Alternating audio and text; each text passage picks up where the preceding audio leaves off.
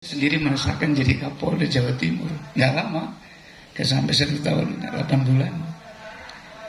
Terus saya terbenak dalam hati itu, pasti nanti saya ditanya oleh Allah selama 10 tahun ini, 10 bulan jadi Kapolda. Waktu itu saya membaca surat Al-Ahzab ayat 59. Allah perintahkan untuk menutup jilbab para istri, para nabi, para istri-istri. Masa sementara poluan saya ada 2.000 orang, Pak Kiai, Pak Bupati, masih belum tutup aurat. Saya nggak bisa tidur itu. Akhirnya saya anjurkan, kalau poluan yang mau tutup aurat dipersilakan, sehingga nanti kalau kita datang ke Temboro mereka sudah tutup jilbab gitu, Pak. Ternyata ya, banyak yang protes. Tapi itulah memang jabatan ini sebuah amanah dari Allah. Ada hadis yang mengatakan jabatan ini sebuah amanah dari Allah yang nanti banyak orang bersedih dan menyesal di kemudian hari. Kata-kata yang nanti banyak orang bersedih dan menyesal di kemudian hari itu, pada saat dikasih amanah itu kita lalai, lupa. Dan memang amanahnya berat. Maka itu kesempatan yang begini, mumpung jadi bupati, jadi kapolres, jadi dandim, jadi danlanut atau dan sebagainya, gunakan pangkat jabatan yang dari Allah ini untuk menolong agama Allah. Kita ini sudah purna, jadi udah nggak sempat lagi. Baru sadar sekarang ini, Pak Ketua DPRD, Masya Allah. Coba katakan, saya dulu waktu Kapolda, saya tidak marah-marah masuk ke ruangan-ruangan, karena saya begitu jadi dilantik Kapolda, saya sholat duhur, padahal di situ ada 3.000 orang, yang sholat paling 100-200 orang. Kemana yang 2.000 orang itu? Pasti saya amirnya nanti ditanya sama Allah itu. Maka saya berpikir, oh iya ya, komunikasi ini penting. Akhirnya saya masuk dari rumah ke ruang sebelum duhur, Pak. Saya hanya ngomong, ya, apa kabar? Assalamualaikum. Waalaikumsalam. Gimana keluarga, anak-anak, gitu aja. Tepuk-tepuk anaknya. Salam ke mereka ya. Nah, mau keluar, nanti saya mau sholat duhur, nggak ada teman. Siapa yang mau nemenin saya? Siap. Mudah sekali ngajak orang taat kepada Allah itu, Pak. Nah, ini mumpung kesempatan, gunakan pangkat jabatan kita ini yang tidak lama, minimal ada kesan di mata Allah. Sebab nanti kita akan dihisab. Nah, ini kita yang sudah purna ini menyesal. Kenapa dulu gak kita lakukan itu? Nah, ini yang keluh kesah ini, maka saya sampaikan kepada bapak-bapak purna, para bupati, ya, para kapolres dan cepat-cepat gunakan pangkat jabatanmu itu untuk berdakwah, menolong agama Allah. Ya. Paling mudah mengajak orang taat pada Allah, berarti paling mudah untuk masuk surganya Allah. Seorang pejabat itu kalau dia ingin masuk surga ini paling cepat. Bayangkan, pernah satu saat ada seorang kapolres, katakan dia apel pagi, lalu dia dapat undangan untuk memberi ceramah subuh di salah satu masjid. Dia hanya katakan, besok saya dapat undangan untuk ceramah di masjid ini. Saya ingin ditemani yang mau aja. Angkat tangan. Semua angkat tangan coba. Pagi hari itu anggota yang mau ikut subuh berjamaah pakaian dinas ngikut, berapa bus, berapa truk ikut Kapolres. Masa pagi itu berapa pahala Kapolresnya coba? Dari sekian ribu yang sholat anggota itu, ya semua masuk ke Kapolres itu. Nah, inilah mumpung kesempatan kita masih ada waktu, ya, kami yang sudah sadar, ya. Kuasai oleh umat Islam itu. Beliau mengatakan, kalau ada jalan rusak di pojok negeri paling jauh yang sudah di bawah pengaturan saya, kemudian ada hewan kepleset, saya merasa tidak lepas dari pertanyaan nanti pada hari kiamat. Tingkatan risau beliau ini sampai di bawah naungan beliau, kalau ada hewan kepleset jarak-jarak jalan rusak itu termasuk masuk hisab beliau. Jadi antara nasihat Nabi kita yang mulia, Nabi besar Muhammad SAW, nanti kalau saya suatu saat wafat, tirulah secara khusus beberapa sahabatku ini, Sayyidina Abu Bakar, kemudian Sayyidina Umar. Nah, tadi kami mendengar Bapak Bupati Magetan merisaukan ekonomi masyarakat Magetan. Semoga ini tanda pilihan Allah pada beliau. Masya Allah, kita ini orang Islam menanam pohon-pohon yang berbuah, kemudian hewan-hewan makan di situ, bernaung di situ. Akan ditulis pahala kita yang menggembirakan kita pada hari kiamat. Bagaimana kalau yang kita pikirkan itu manusia, Masya Allah.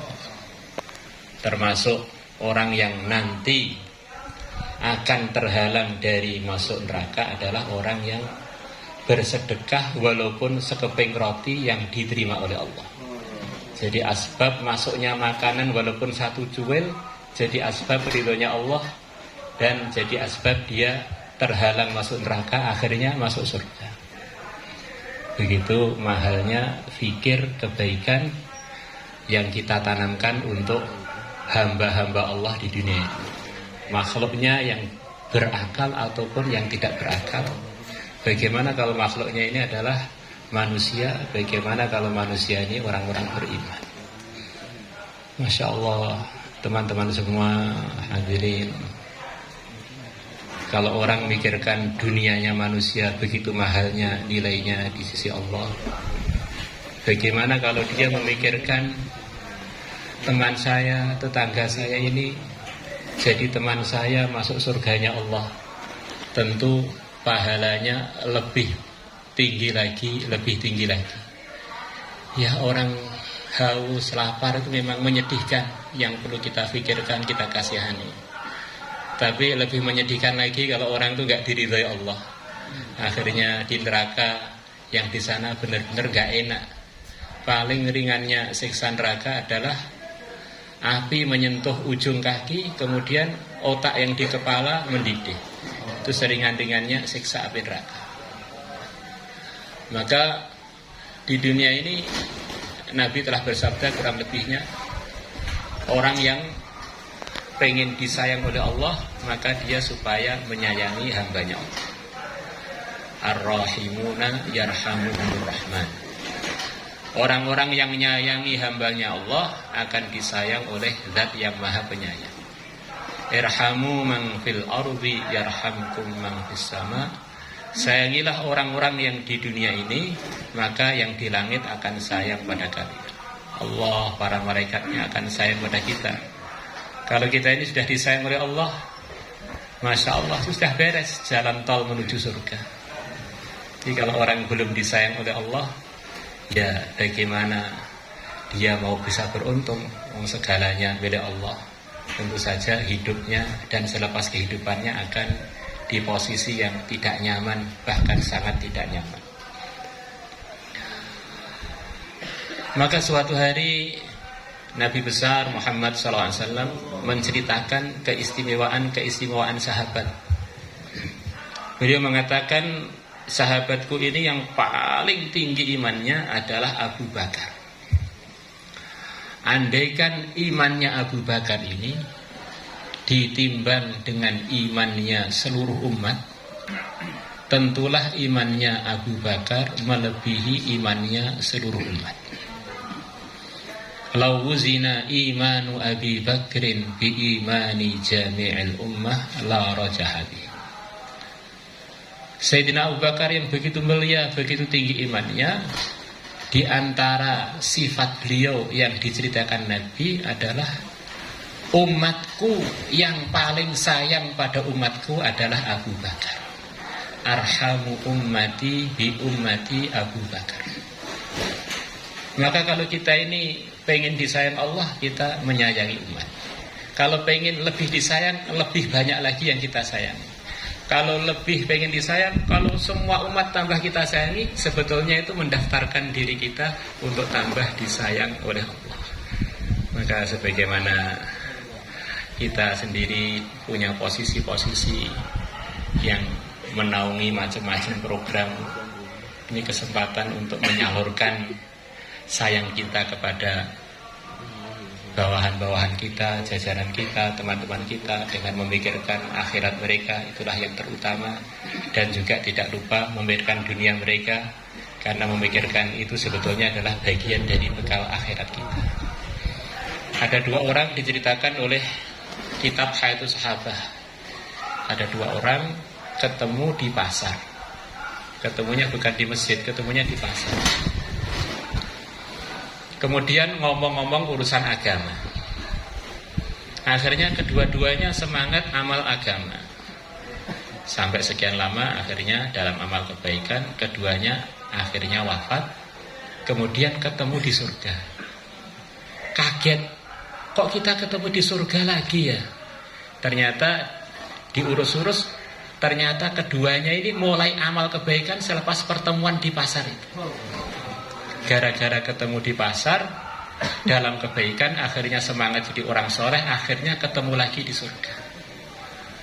Alangkah baiknya kalau kita ketemu keluarga kita, jajaran kita, teman kita, adalah sekelumit kata-kata yang hanya karena Allah, hanya karena kebaikan, supaya jadi asbab yang mendengar dan yang berbicara dapat ridhonya Allah. Akhirnya bareng-bareng ditolong Allah dan bareng-bareng masuk surga. Untuk orang empat Pak ya. Monggo Pak, makan dulu. Nah, makan dulu nanti makan dulu.